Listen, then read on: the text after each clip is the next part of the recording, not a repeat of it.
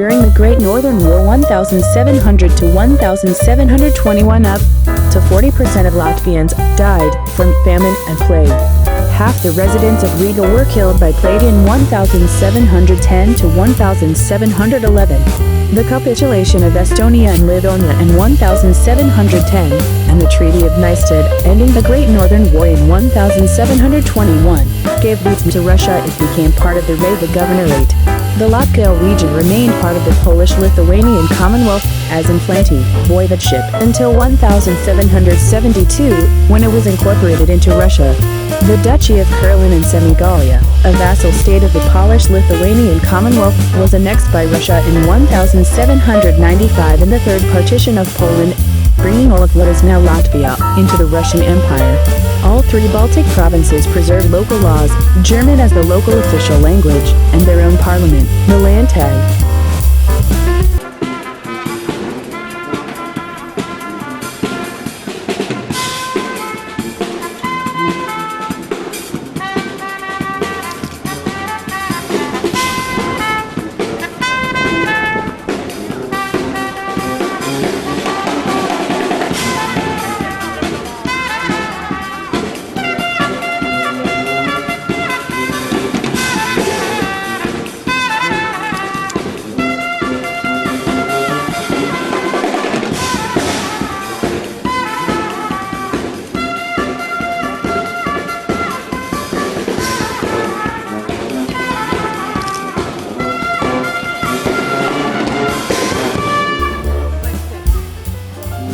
During these centuries, Latvia experienced economic and construction boom. Ports were expanded.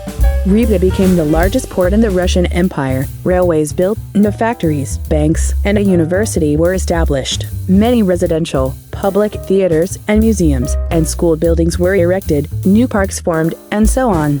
Riga's boulevards and some streets outside the Old Town date from this period. Numeracy was also higher in the Livonian and Courlandian parts of the Russian Empire, which may have been influenced by the Protestant religion of the inhabitants. During the 19th century, the social structure changed dramatically. A class of independent farmers established itself after reforms allowed the peasants to repurchase their land, but many landless peasants remained. There also developed a growing urban proletariat and an increasingly influential Latvian bourgeoisie. The Young Latvian movement laid the groundwork for nationalism from the middle of the century, many of its leaders looking to the Slavophiles for support against the prevailing German-dominated social order. The rising use of the Latvian language in literature and society became known as the First National Awakening. Russification began in Latvia after the Polish led the January uprising in 1863. This spread to the rest of what is now Latvia by the 1880s. The young Latvians were largely eclipsed by the new current, a broad leftist social and political movement. In the 1890s, popular discontent exploded in the 1905 Russian Revolution, which took a nationalist character in the Baltic provinces. World War I devastated the territory of what became the state of Latvia and other western parts of the Russian Empire.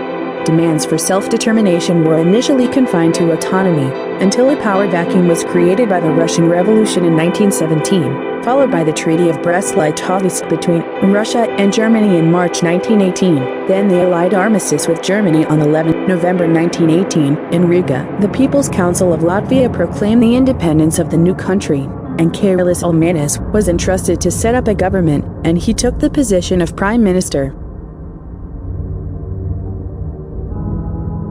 The General Representative of Germany, August Winnig, formally handed over political power to the Latvian Provisional Government on 26 November. On November 18th, the Latvian People's Council entrusted him to set up the government. He took the office of Minister of Agriculture from November 18 to December 19th. He took a position of Prime Minister from 19 November 1918 to 13 July 1919.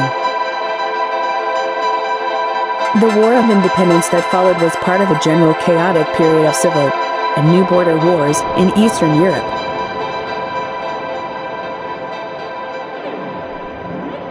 By the spring of 1919, there were actually three governments: the Provisional Government, headed by Karolis Ulmanis, supported by the Tautas Predome, and the Inter-Allied Commission of Control, the Latvian Soviet government, led by Peter Staka, supported by the Red Army, and the provisional government headed by Andreevs Nidra, and supported by the Baltisch Landeswehr and the German Freikorps Unit Iron Division.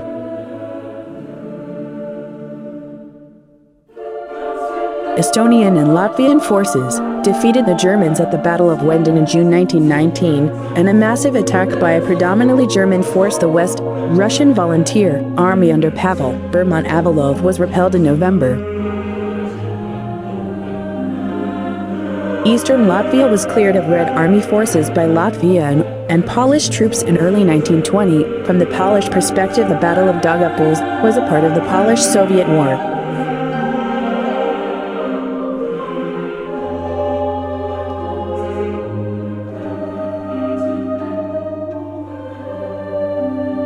A freely elected Constituent Assembly convened on 1 May 1920 and adopted a liberal constitution, the Satversme, in February 1922. The constitution was partly suspended by Karolis Ulmanis after his coup in 1934, but reaffirmed in 1990. Since then, it has been amended and is still in effect in Latvia today.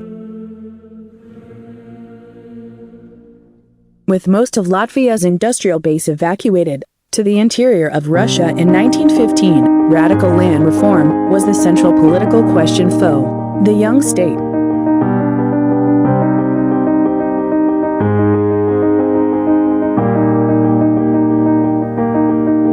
In 1897, 61.2% of the rural population had been landless. By 1936, that percentage had been reduced to 18%.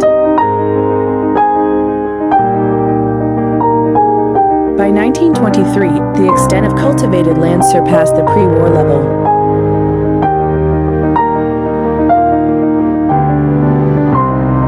Innovation and rising productivity led to rapid growth of the economy, but it soon suffered from the effects of the Great Depression.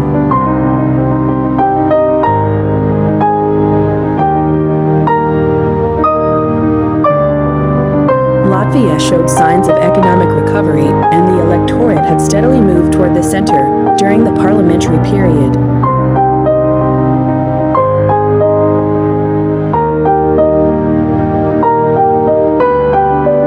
On 15 May 1934, Ulmanis staged a bloodless coup, establishing a nationalist dictatorship that lasted until 1940.